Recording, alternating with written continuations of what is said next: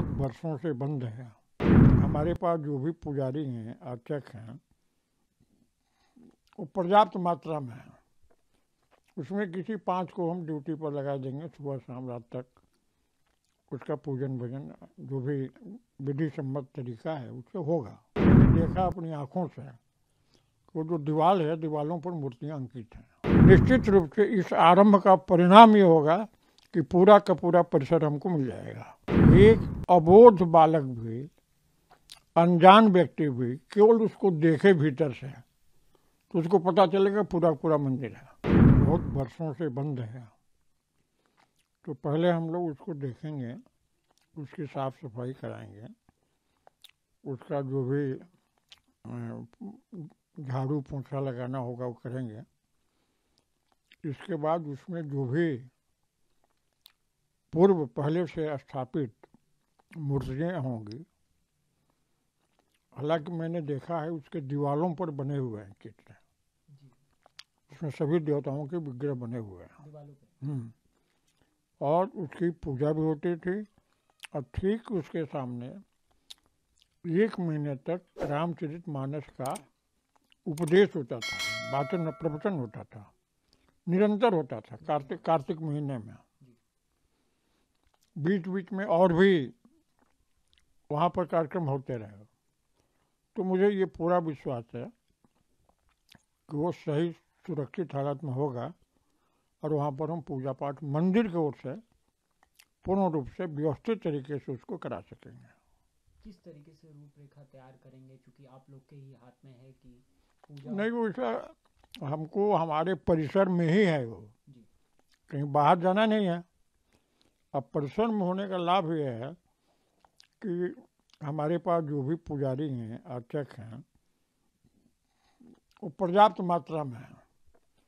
उसमें किसी 5 को हम ड्यूटी पर लगा देंगे, सुबह शाम रात तक उसका पूजन भजन जो भी विधि सम्मत तरीका है उससे होगा। तो पहले एक बार उसको देख लेने की ज़रूरत है, उसको समझ लेने की ज़रूरत है। फिर आपस में भी जो हम लोग अधिकारी हैं, कमिश्नर साहब हैं, डीएम साहब हैं, या अभी एक नए कार्यपालक आ गए हैं, कल हम लोग मिलकर बात करेंगे और उसका निरीक्षण करके एक निर्णय लेंगे। गुरुजी, क्या कोई इसमें मूर्ति भी है, कोई प्रतिमा भी है? क्योंकि मुस्लिम पक्ष लगातार ये कह रहा है कि उसमें कोई पूजा नहीं होता था। ये साबित कौन करेगा कि नहीं, वो हम साबित करेंगे। हम साबित करने में सक्षम हैं, इसलिए सक्षम है कि मैंने देखा अपनी आँखों से, वो जो दीवार है, दीवारों पर मूर्तियाँ अंकित हैं और वो जस की तस होंगी। उसको कोई, मुझे नहीं लगता है कि इधर उधर किया होगा। गुरुजी, 1993 तक पूजा होती थी, किस तरीके से उसमें पूजा होती थी उस समय? आप कब कैसे बंद हो गया? कोई लिखित आदेश तो था? नहीं, कोई लिखित आदेश नहीं। और कभी शासन के डंडे में बड़ा बल होता है, कर दिया, बेचारे ब्यास जी क्या करते, 25 के पुलिस वाले आए, उनको हटा बढ़ा के किनारे कर दिया, बंद कर दिए होंगे, ताला लगा दिए होंगे। लेकिन ब्यास जी निरंतर संघर्ष करते रहे, उसको उन्होंने अपनी हार नहीं मानी। और एक अच्छी बात है कि ब्यास जी के न रहने पर भी उनका परिवार पूरा उस मंदिर के पक्ष में काम कर रहा है।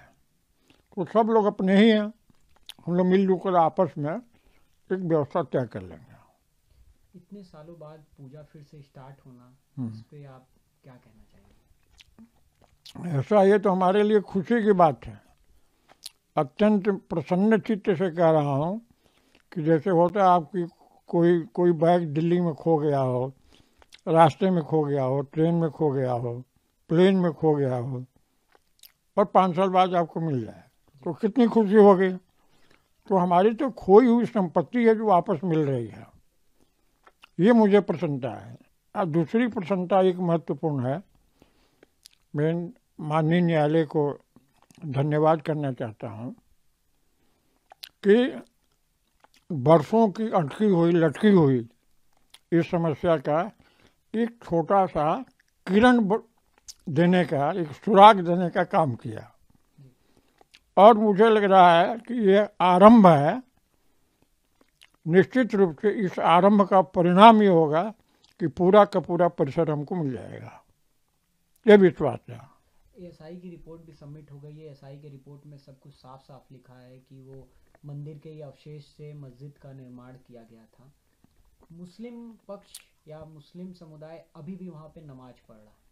इसको रोक लगाने के लिए आप लोगों की तरफ से कुछ? यह न्यायालय का विषय है। न्यायालय में जो हमारे वकील हैं वो जो बात दायर करेंगे उसके आधार पर आगे की प्रक्रिया चलेगी। हमें केवल इतना ही कहना है कि एक अबोध बालक भी, अनजान व्यक्ति भी केवल उसको देखे भीतर से तो उसको पता चलेगा पूरा पूरा मंदिर है। क्योंकि जो भी अवशेष हैं, जो दीवार पूर्वी लटक रही है उस पर जो मेहराब बना हुआ है, उसमें जो चित्र बने हुए हैं, वो देखकर ऐसा ही हम निश्चिंत हैं कि ये मंदिर था, इसको बिगाड़ा गया है। मंदिर का स्वरूप अभी यथावत है आधे हिस्से में,